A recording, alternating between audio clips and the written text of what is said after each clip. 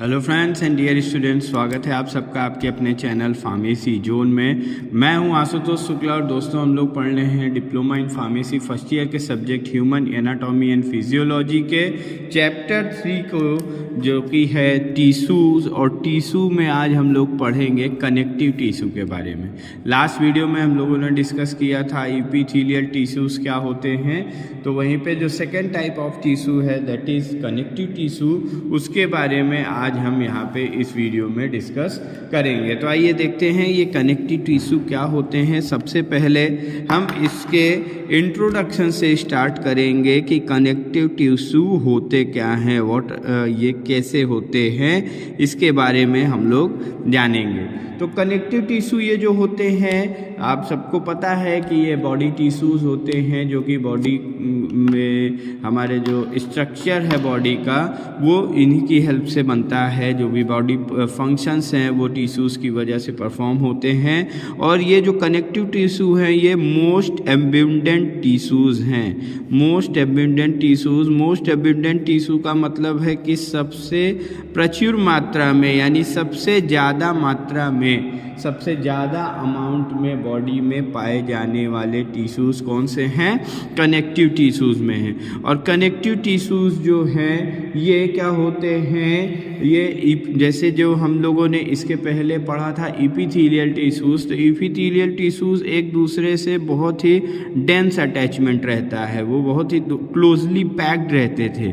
But यहाँ पे epithelial connective tissues में क्या होता है, ये वाइडली सेपरेटेड होते हैं, मतलब एक दूसरे से ये बहुत ही क्लोजली अटैच्ड नहीं रहते हैं, इनके बीच में सेपरेशन होता है। वहीं पे हमने एपिथेलियल टिश्यूज़ में पढ़ा था कि वहाँ पे चूँकि वो ये क्या होते हैं, ये बहुत ही डेंस, बहुत ही क्लोजली पैक्ड होते हैं, इसी वजह से उसमें इंटरसेलुलर जो सब्सटेंस है, इंटरसेलुलर स्पेस भी नहीं पाया जाता था। और इसी की वजह से वहाँ पे इंटरसेलुलर सब्सटेंस, जिसे कि हम मैट्रिक्स कहते हैं, इसको पहले भी हमने डिस्कस किया है, ये मैट्रिक्स एपिथेलियल टिश्यूज़ में एब्सेंट रहता था। बट यहाँ पे क्योंकि वाइडली सेपरेटेड होते हैं ये कनेक्टिव टिश्यू, इसकी वजह से इंटरसेलुलर सब्सटेंस यानी कि ये जो मैट्रिक्स होता है, मैट्रिक्स इनमें प्रेजेंट होता है। मैट्रिक्स कनेक्टिव टिश्यूज़ में मैट्रिक्स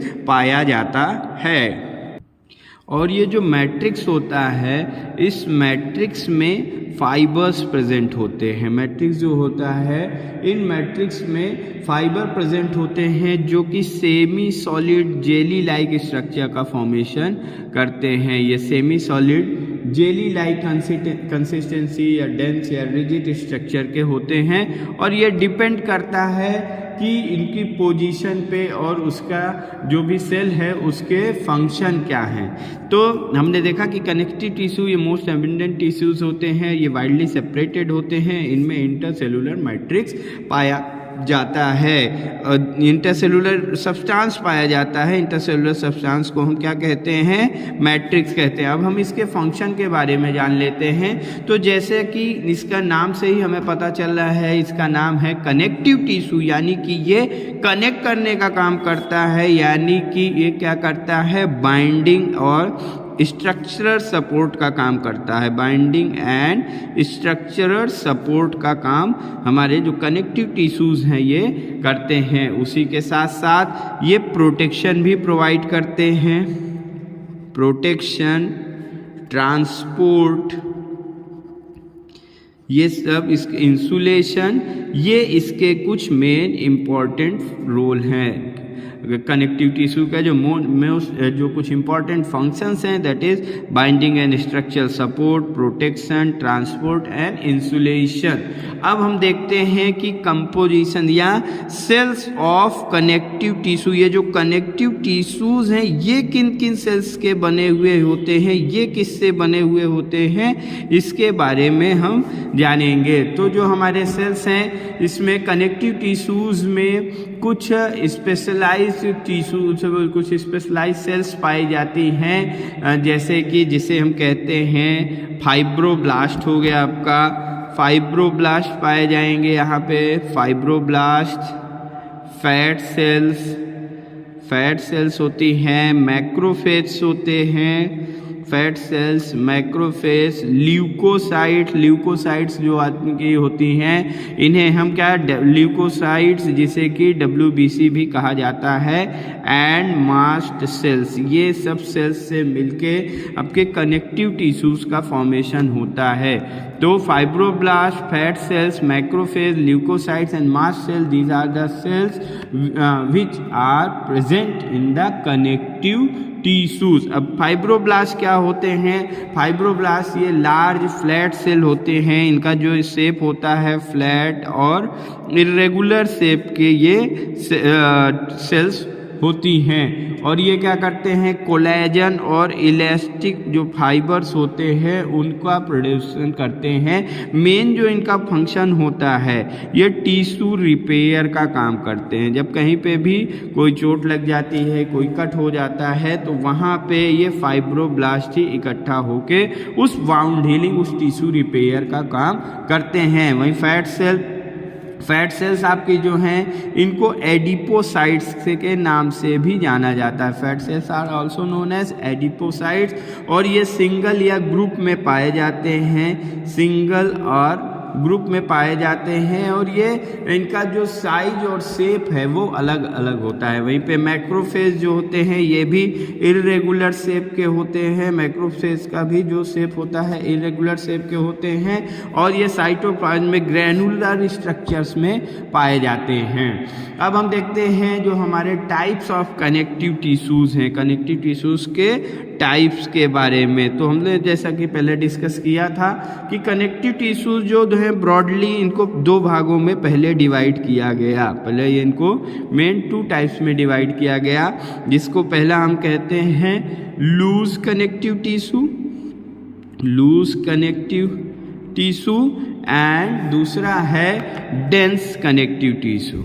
मतलब इनके अटैचमेंट के हिसाब से इनको कहा गया लूज कनेक्टिव और डेंस कनेक्टिव। और लूज कनेक्टिव टिश्यू जो है इसे हम एरोलर टिश्यू भी कहते हैं। लूज कनेक्टिव टिश्यू को एरोलर टिश्यू भी कहा जाता है, और ये most generalised type connective tissue है। मतलब सबसे ज़्यादा जो सबसे ज़्यादा जनरल कनेक्टिव टिश्यू है वो कौन सा है? Loose connective tissue. और इसमें मैट्रिक्स जो होता है वो सेमी सॉलिड, उसमें फाइब्रोब्लास्ट, कुछ फैट सेल्स, मास्ट सेल और मैक्रोफेज भी पाए जाते हैं। और ये लगभग every part of the body के हर पार्ट में, every part of the body ये प्रेजेंट रहता है।